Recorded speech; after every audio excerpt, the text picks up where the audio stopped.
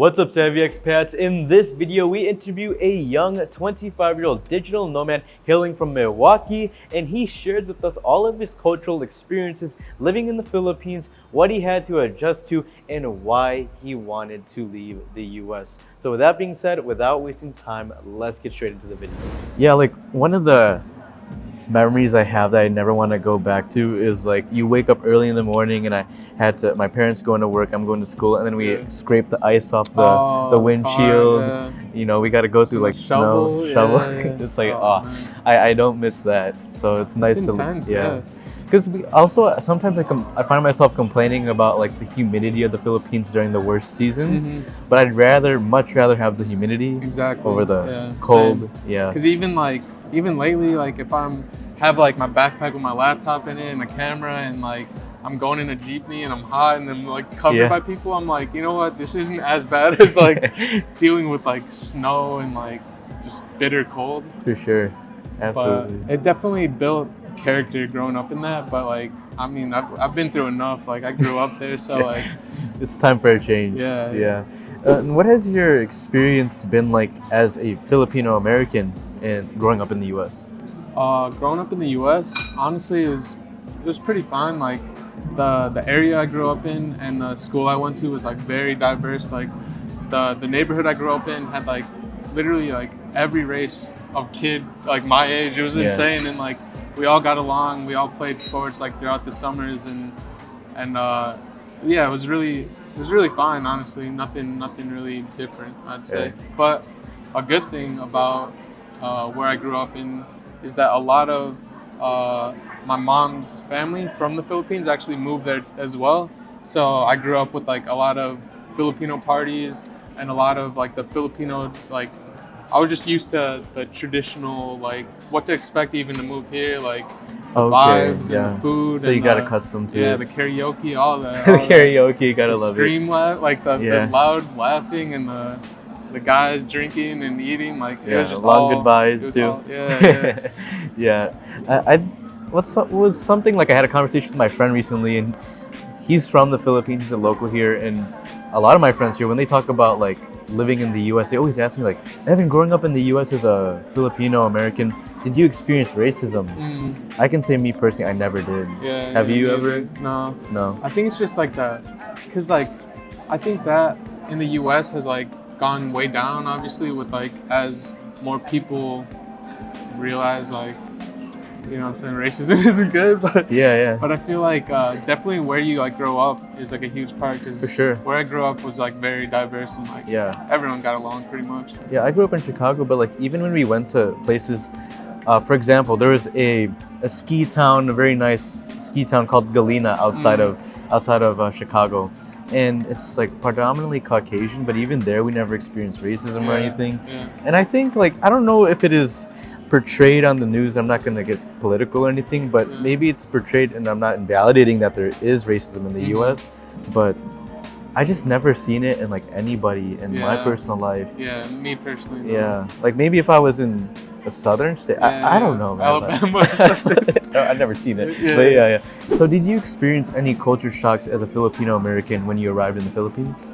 But besides like the pretty big contrast with like the poverty here, a little bit. I mean, nothing. What was the question? The culture shocks. Culture shock. I guess like it wasn't too shocking, but like definitely a difference. And I saw your video that you posted last night that talked about like how slow the scanning is and how slow the walking is. I definitely have experienced that, and I had to walk around so many people throughout the month, and like just like grocery shopping. Like there's a grocery shop right by the condo, but I've learned very quickly that I need to get everything done in the morning, because if I go at night, it's just a huge line and they just take their time. Even when they have to, if they're scanning something and it's not scanning and they have to go and get it, they're just super slow. But I mean, other than that, I think since I do look like Filipino and I talk like with an American accent and I don't speak too much Tagalog, definitely sometimes I've been treated like differently, but for the most part, it's been like really good, like experience with everyone. How have you been treated differently with an American accent? I feel like it's just the attitude, because like I'll see, like I'll be waiting in line to like order or something from somewhere, and like they'll be acting like a certain way, and then I'll pull up and like just ask what I want, and it just, the mood changes completely to like just very like monotone, and like it's just very bland. Really? Yeah. Like when you talk, they speak monotone to you?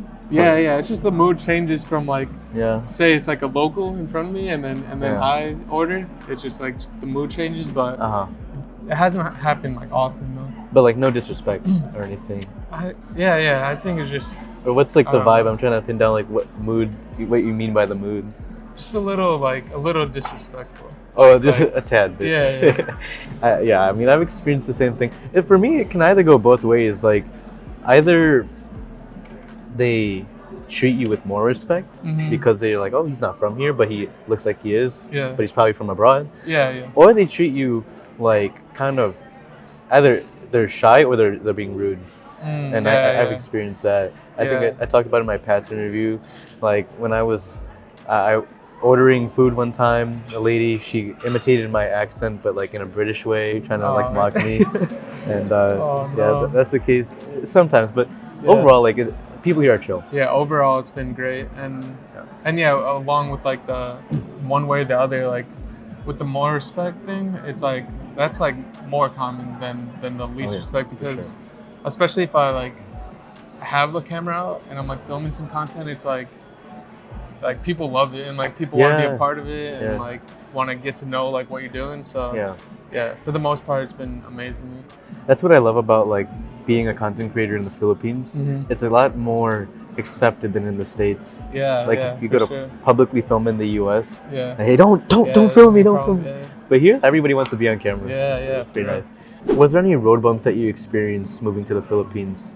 Honestly, no, because the whole like the flight here, to get like the visa here and everything was so much smoother than Thailand. Honestly, because even to get the extension the other day, it's just everything was so much smoother and easier from my personal experience. And I mean, I haven't like looked for like a place to rent yet, so I don't know about that yet. But I mean, everything other than that has been pretty smooth, besides the Wi-Fi. But I mean, we're dealing with it. We found a new spot there. You have a new place. But about the visa, how is it much more smooth getting a visa in the Philippines versus Thailand? What were the differences? Yeah, so I mean, the visa on arrival, pretty smooth for both. But then when I was extending in Thailand, they were super strict with like where I was staying, and they had this, I forgot the paperwork name, but I needed this certain paperwork, and it was such a pain because I was living on an island outside the mainland. I had to go to the mainland, take a ferry to even go to immigration. And then they told me like, oh, you need this paperwork. And then I reached out to the Airbnb. They took so long that I had to go back, get a resort, because the resort does the paperwork online right away. And then go back and then put in that as my address. And it was just a pain, like with that whole thing. But on a ferry back and forth. Dang. I mean, it's a beautiful journey. It looks beautiful, but it took a lot of energy, time and energy. Yeah, just for an extension. But what was your visa extension process here in the Philippines? So simple. I mean, I looked up what I needed, got the paperwork, filled it out. And the beautiful thing about the immigration is it's literally, I go down to my basement, or the ground floor of the condo, walk into the mall that's right there, and then the 5th floor is the immigration, like right there. So I was like, once I found that out, I was like, oh, bet. So I went there, gave the paperwork, gave the passport, and it was done in under 5 minutes. No kidding. Yeah. Versus 2 ferry rides in hours. I'm assuming that it was simple also with what you had to bring, just the application form, passport, and the visa thing fee. with they're very strict in Thailand with like the whole address thing, and like I remember filling out the paperwork there here, and I was like, I asked one of the security guards there, I was like, oh, could you help me out with the address? I was like, not sure, the barangay or like whatever the exact like city or province, and he was like, "Oh, don't worry about it." And I was No like, way. I was like, "What?" Yeah, I was like, "Okay." That wasn't even an issue. No, it was Wow. super smooth. Yeah, I noticed that they're not very strict here when it comes to that. What's nice is that like both countries, yeah, we have the visa on arrival. You can come here visa free, Yeah. but a lot of expats who want to extend, and then that's where the issue comes in. Like the extension here was a lot easier than in the Philippines. Was there anything that you struggled to adjust to in the Philippines as a Filipino American? Not really any struggles, but just definitely because I don't speak Tagalog, like some language barriers, like very rarely in like Makati and BGC. But when I go out to the provinces and see some of my family, a lot of them don't speak very good English, and like the surrounding like businesses don't. So that's definitely been a struggle. But other than that, it's been pretty smooth. Good, that's great to hear. Yeah, for me that was just the main issue. Living in the Philippines wasn't that, much of a road bump in the process of transitioning, because like you and I live in BGC and Makati, it's not very far off from the US. Yeah. But yeah, when you go out to the province and it comes to communicating, that's the only issue. But all in all, even when you're communicating with someone who doesn't speak English, it's not that difficult either. Yeah, no.